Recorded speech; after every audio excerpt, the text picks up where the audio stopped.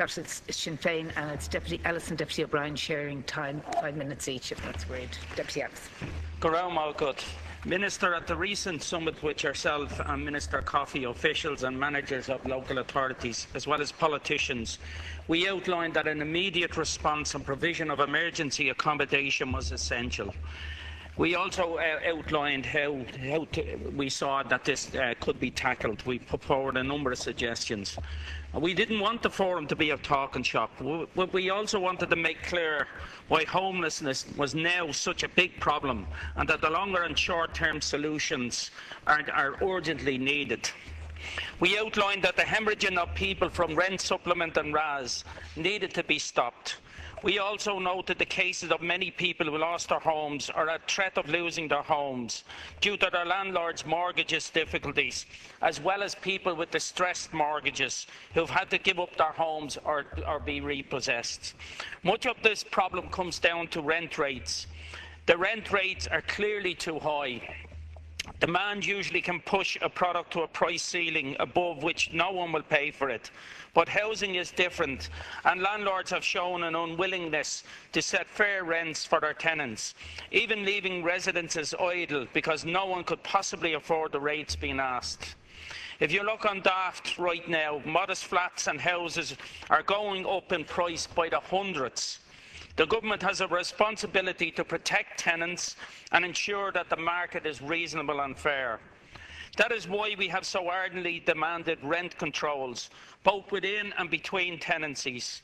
These are not rent freezes or rent caps per se. They are simply regulations that ensure that the rents being charged on accommodation reflects the quality of that accommodation and is affordable now and in the long term. Deputy Pat Rabbitte recently said he believed it was necessary as an emergency measure, and Peter McVerry has said it is also needed. Focus Ireland and Threshold have also weighed in with their support.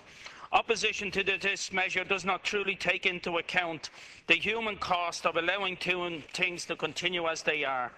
But right now, we also have a crisis in emergency accommodation that can only be solved by providing more places immediately.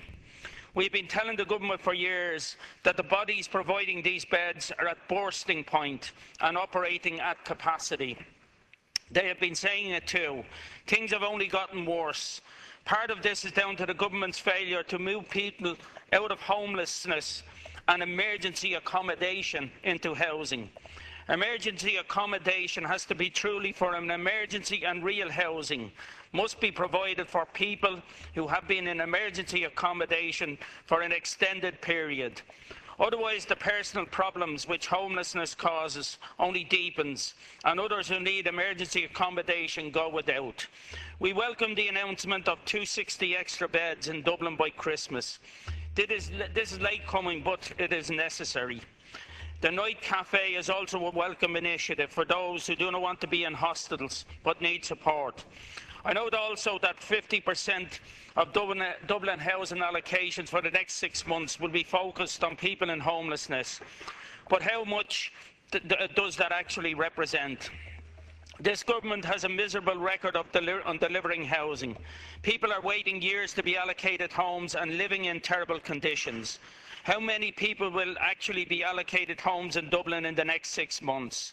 Also, this plan sounds good, but what of the people on the housing list for ages and bad accommodation they can no longer afford? These will be the new homeless, and the minister might well just create a vicious cycle where some are housed while others are forced out of housings. On local authorities, there are medical priorities, welfare priorities and other priorities, many of them waiting for several years. What does the direction to the local authorities mean, Minister? Have you the powers to direct local authorities to put 50% to homelessness? Local authorities have a scheme of letting which is signed off by councillors, and there is a scheme in place, and that's the question I wanted to ask you. The key, we must protect tenants. We must provide emergency accommodation. We must provide housing for those in an emergency accommodation, for those on social housing lists, and we must continue to do all these things into the future. The government has so far failed to do all these things, and that is why we are in this crisis. The government has failed to dedicate itself to real housing solutions, instead of relying on the private market. The only way to end homelessness is with government action in the provision of housing. Otherwise, we'll be here again and again. Thanks.